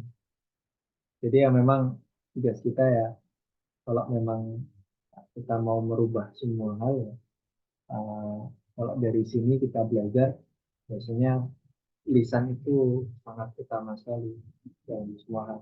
Nah, dari diri kita ya, kita ngomong ke anak kita atau ke istri kita atau ke bos kita, ya saya rela memaafkan Anda. Itu tubuh kita itu yes itu udah hati kita nggak kaku, nggak keras lagi, kulit kita nggak tegang, otot kita kalau disebutin namanya udah relax. Jadi hanya dengan perkataan aja kita bisa mengendalikan diri kita bahkan mengendalikan orang lain. Jadi oh terbaik. Ya, mungkin ya dimaksud beliau itu gini, ada orang yang ngomongnya itu bagus, ngomongnya pintar, tapi sesungguhnya hatinya Oh, tidak baik. oh, Nah, gitu loh maksudnya. Tapi kan tadi pepatahnya adalah lisan itu, ucapan itu gambaran dari hati, gitu kan. Nah, tapi ada itu orang yang seperti itu. Nah, Itu seperti apa? Ya, Baik luarnya, dalamnya. gitu. Ada yang itu kan. Kalau kita mengacu di dalam Al-Quran sendiri, memang ada yang di depan Nabi itu baik, kemudian eh, ketika di belakangnya itu beda dengan ucapannya. Bahkan di dalam Al-Quran kan, minan nasi maju di kita kaulu untuk hayati dunia. Di antara manusia itu ada yang kalau orasi itu kelihatannya keren. Malah orang-orang yang seperti ini disebutkan Al-Quran aladul kisah, musuh-musuh Allah yang paling dibenci, musuh-musuh Allah yang paling, wah ini nggak beres nih kayak gini. Makanya eh, tadi itu kalau semuanya lisan adalah cerminan hati, itu adalah pemuda. Kalau pepatahnya tadi adalah pemuda yang masih polos. Kalau memang yang sudah berpengalaman, ya kita harus berpengalaman juga dalam.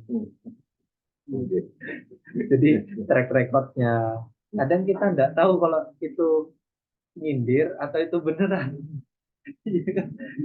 ini ini orang minta maaf karena gini, karena memang untuk mendapatkan perhatian atau beneran ketika ada artis-artis atau Instagram mungkin jalak dan sebagainya, itu dia ini minta maaf karena memang tulus atau karena terhadap psikopat atau gimana dan sebagainya.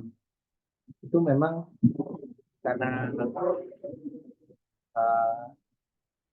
Nabi juga mengingatkan kita agar kita berlindung dari kemunafikan, nifak seperti itu. Karena orang-orang yang seperti itu kalau di dalam surat Al-Baqarah di awal-awal ya, orang-orang yang munafik itu yang berbahaya. Bayangin perang ini kita hitung jumlah kita ini 300. Pas maju tinggal 50. Makanya kita ya memang untuk hal-hal yang lebih besar kita harus lebih teliti lagi. Lebih teliti lagi dengan orang-orang yang di sekitar kita. Apalagi ketika ada track record dia itu seperti apa, kita harus teliti lagi. Walaupun ya kalau kita ngaji hikam, orang minta maaf kita ampunin gitu. Kalau kita ngaji uh, yang berhubungan sama tasbihun nafas, kita disuruh husnudon, terus husnudon. Tapi kalau kita bicara tentang fikih siasat, kalau kita bicara tentang hal-hal yang lebih besar, kemaslahatannya, maka kita harus berhati-hati. Kadang di kita kan ngaji agama itu ya personal. Jadi yang kita bahas ya hikam aja. Gitu ya. Tasawuf aja, menjernihkan hati saja. Kita tidak memikirkan maslahat yang watoniyah bahkan alamiah yang lebih besar. Akhirnya ya kita ke bawah aja. Jika ada yang Kalau setelah nasib itu kadang ada perubahan tingkah laku apa ucapan kita itu yang gitu. Jadi kalau sudah mengerti itu ada perubahan. Iya, seharusnya Termasuk juga mendengar omongan orang. Karena ada yang betul-betul ahli. Saya sudah menemui itu betul-betul ahli. Itu membuat proposal, kemudian proposal investasi, kemudian itu saya masuk, kemudian proyeknya dibuat seakan-akan rugi. Jadi Kambarano sudah pagi ini, padahal duit dipakai untuk hal yang lain. ada yang memang jago gitu. Ada yang ada. Itu kawasan Jipak itu.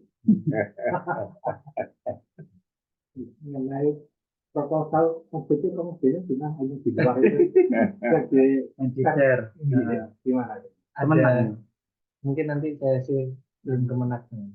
Soalnya terakhir tanggal 31 ya. Ngajuan. Oh, mungkin nanti lupa. Gitu. Karena pas saya lusa masuk ke baik amat.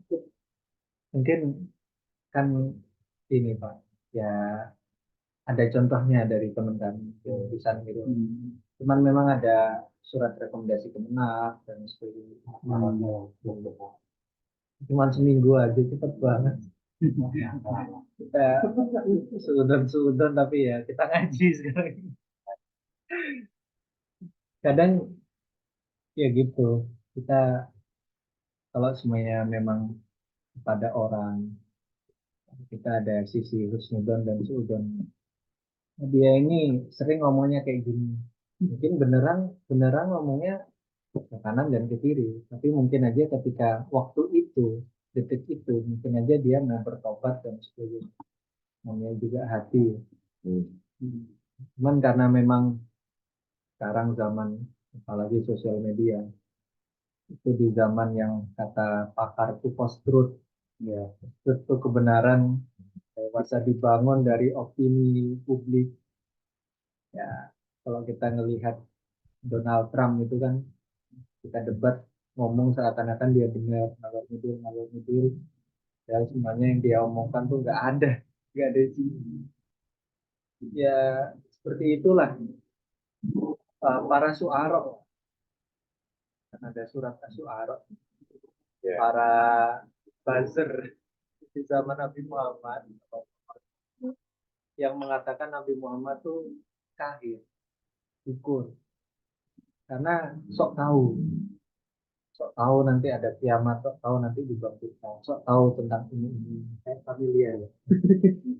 Yang ketiga jangan pernah ngomong gitu juga. Oh, Terus yang kedua ngomong syair. Syair itu omon-omon. Kalau sekarang ngomongnya bagus banget sehingga bisa menyihir orang-orang. Syair itu tata bahasanya itu keren banget sehingga orang-orang ikut. Jadi dari dulu memang ada buzzer yang post-truth itu yang seakan-akan dengan opini publik masyarakat bisa niru. Nah, wah semua orang ngomong kayak gini kok, semua orang beritanya kayak gini kok. Berarti benar dong kayak gini. Itu kata para suara itu benar. Ya, kita kalau ngelihat Fata tadi kan anak muda usia lebih bawah. Kita lihat anak kecil. bukan sekelas valid. Gitu. Nah, sekelas valid nah kan itu. Itu tuh. Kalau kita ngelihat yang di atasnya Fata yang sudah uh, Mumayyiz itu, Mumayyiz artinya dia bisa membedakan cara taktik dan sebagainya. Kalau bahasa Al-Quran kan balago asyuddahu, balago rusdahu, dua. Berarti akalnya itu udah pintar, udah cerdas kalau kita omongin taktik itu. Itu kita harus memang melihat juga, tidak asal percaya apalagi yang memang uh, bukan dari keluarga kita atau dari kelompok kita, ya ada garansi dia untuk baik-baik saja. Apalagi tentang muamalah ya, harus detail. Ini kok. Nah, kanan mungkin yang mau diperjelas, tambah jelas. Ini saya nambahin sedikit malah untuk tadi terkait lisan itu memang benar nih. Jadi ucapan atau ungkapan lisan itu cerminan hati itu betul. Jadi bukan berarti orang munafik atau orang yang pintar ngomong, pintar moles omongan itu lalu berarti hatinya bagus, bukan itu. Tapi maksudnya omongan secara umum. Jadi semua omongan itu kalau dikumpulkan, yaitu cerminan hati. Nah, yang jadi masalah kita kan nggak tahu omongan aslinya yang mana, ya kan? Omongan di depan layar dan di balik layar. Makanya eh, hitungannya yang paling paham karakter orang itu kan keluarganya sendiri. Dan misalkan pengen ngerti karakternya takon hukum atau takon anak ya kayak gitu. Jadi jangan tanya orang luar, tetangga belum tentu benar-benar paham karakter si A, si B gitu. Jadi memang betul dan itu ada di kalam-kalam semisal di Ihya Ulumuddin itu ada. Jadi ucapan itu kayak air keluar dari ceret. Nah, ceret itu hatinya. Gitu. Jadi isi hatinya itu di dalam ceret itu, airnya itu. Nah, itu memang ada ucapan-ucapan seperti itu. Nah, jadi ya lebih ke omongan aslinya yang mana dulu ya. Terus terkait nopo, gitu. Ini kan mau kaitannya sama hifdzul lisan, menjaga lisan. Yang mana itu adalah supaya kita puasanya berkualitas dan layak dapat arroyan yang kita bahas di pertemuan sebelumnya. Jadi pintu eksklusif orang berpuasa yang namanya arroyan itu yaitu bukan cuma orang yang puasa dapat lapar, tapi orang puasa yang minimalnya itu lisannya juga puasa. Makanya kan di sebelumnya kan juga menghindari rofat, omongan-omongan buruk. Nah, kalau di Ihya, nah ini rencananya, ini kan sebelumnya kan ada kayak ambisi, kan. Pengen ngatamin 2 kitab Tahmid kayak Ihya Akbar, jadi satu aja dulu. Cuman ini nopo saya kutipkan, gitu. Jadi pengennya sebenarnya itu eh, kalau bisa ngebuat tapi ya nggak baik juga ya ngebut. Jadi Maqasidus Shaum sama satunya Asraus Shaum Imam Al-Ghazali. Nah terkait tasawufnya atau hakikatnya puasa karena ada syariat ada hakikat ya di apa ilmu tasawuf itu lebih kentalnya lebih banyak di kitabnya Imam Ghazali Asrarus Shaum. Asrarus Shaum itu adalah petikan. Jadi sebenarnya bagian dari Ihya Ulumuddin tapi oleh beberapa penerbit itu diambil jadi terbitan sendiri gitu. Jadi kayak dia diterbitkan tipis gitu. Nah, judulnya Asrarus Shaum. Mungkin nanti bisa dicari banyak rahasia-rahasia puasa. Di situ Imam Ghazali menyebutkan 3 tingkatan orang puasa. Yang pertama, saumu am, puasanya orang awam. Ini pun apa? Ya tadi menahan lapar dan haus. Sudah sampai situ. Itu puasanya orang awam. Sing apa ini kadar minimal itu wah iki hari ini penting poso sehat timbangannya omben-omben, timbangannya rokokan poso dhisik cangkemin aja nanti apa yang penting poso dhisik. Nah, ini nggak bisa dhisik. Nah, yang penting kewajibannya terjalankan dia bersedia untuk menjalankan kewajibannya tidak melanggar itu sudah alhamdulillah. Itu kan level-level orang awam. Jadi bukan kita merendahkan, tapi itu memang realita. Ada orang yang seperti itu. Terus kan, jadi memang seperti itu. Ada orang yang memang ya pada level dia masih segitu, masih puasanya itu lapar sama haus, omongannya masih kemana-mana, masih hibah, masih apa bujuan dan lain sebagainya. Itu puasanya orang awam. Kemudian yang kedua, as-saum al-khawas, puasanya orang yang khusus. Nah, puasanya orang yang khusus ini tadi menahan apa lapar dan dahaga, plus dengan menjaga ini hifdzul lisan wal jawari, menjaga lisan dan anggota tubuh. Omongannya dijaga, tidak mengadu domba, tidak nipu. Jadi betul-betul puasa perut, puasa mulut ya tenggorokan plus puasa lisan.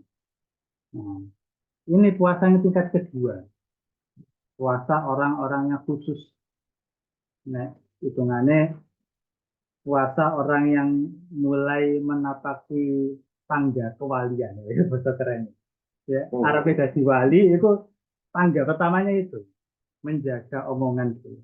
Ya kan paling susah sekali. Seperti tadi dijelaskan pada Sandi. Kurang lebih kalau saya bahasakan ulang itu, kita luka stres fisik itu dibetadin bisa itu sembuh, ya mentok ada bekas lah, tapi misalkan dikasih ramuan apa kan bisa hilang. Nah, omongannya hati, ya wis kena apa omongan, ya wis kena hati kan susah sekali nyembuh. Mesti bakal keingat, kemudian aku ditelatu pengisi, nggak akan bisa maafkan, susah kan. Nah itu eh, puasanya orang yang sudah mulai berbenah itu plus menjaga lisan sama menjaga anggota tubuh. Ya, tidak apa, tidak boleh geger, tidak boleh ribut lah, macam itu. Nah, kemudian ternyata ada lagi tingkat yang atasnya lagi, yaitu asom khawasil khawas. Puasanya orang yang khusus di antara orang yang khusus.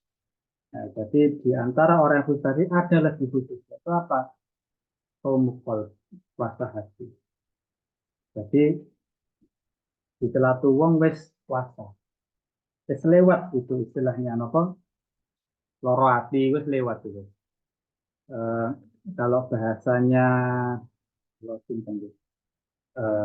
ulama sufi tabiin kalau enggak selain tabiin Al Haris Al Muhasibi atau Al Fudail bin Iya tadi saya lupa. Jadi ikhlas ya, definisi ikhlas itu adalah kondisi hati di mana jadi ini ada tingkatan-tingkatan. Ini tingkatan apa kalau dipuji apa bangga, ini tingkatan kedua. Terus tingkatan kedua itu kalau di apa caci maki sakit hati. Itu dia udah di atasnya, udah kayak ngawang gitu, udah hatinya kayak terbang. Terus ini pujian, ini cacian itu di bawah, dia udah di atas nyantai, gak ono urusannya hati itu seperti itu. Puasanya orang yang ya posone waliullah itu seperti itu. Jadi ya perut sama apa tenggorokannya puasa, ya, telapak dan dahanya puasa, lisannya puasa, hatinya puasa. Jadi wali itu menggabungkan itu semua, syariat, hakikat, ma'rifat itu digabung semua. Jadi ojo percaya Pak, ono wali ngomongnya jangan gak poso-poso ku poso hati itu ketok jelas itu. Itu jadi nopo gitu.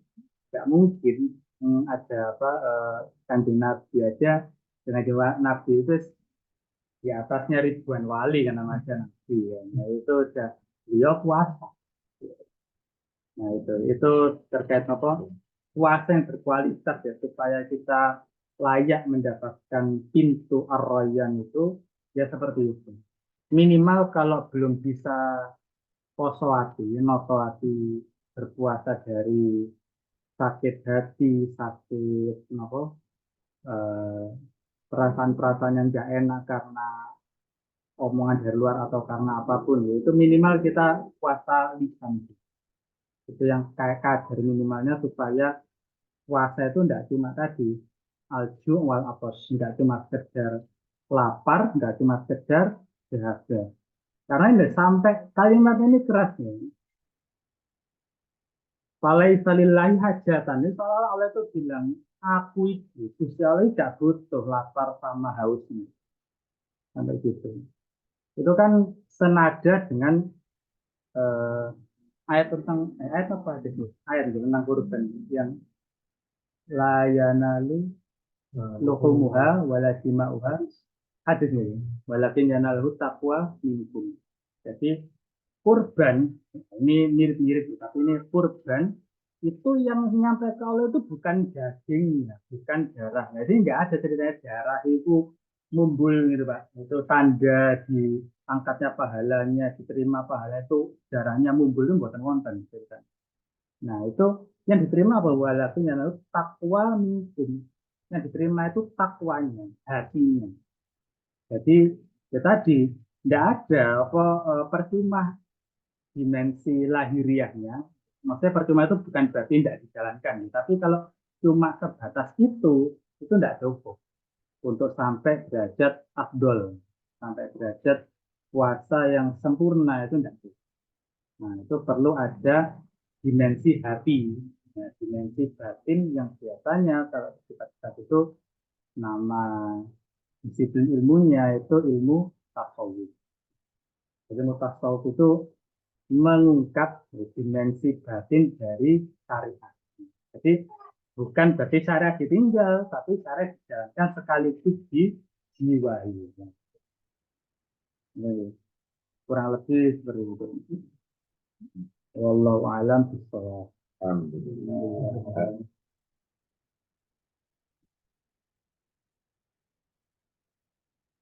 Online buatan wonten. Sampai online. Beliau tadi. Itu Mas Hasan.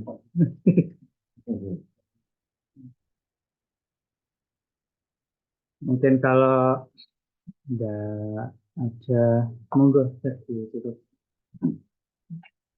Nanti apa sesi tugasnya setelah itu sama.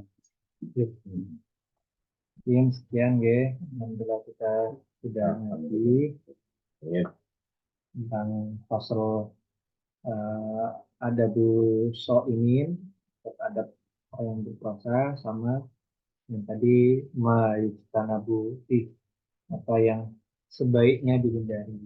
Kalau babnya ma'yujtanabu anhu, wah itu haram. Kalau itu lebih ke makruhnya. Jadi alhamdulillah kita sudah belajar dan itu akan kita lanjutkan dari setelahnya. Assalamualaikum warahmatullahi wabarakatuh. Waalaikumsalam.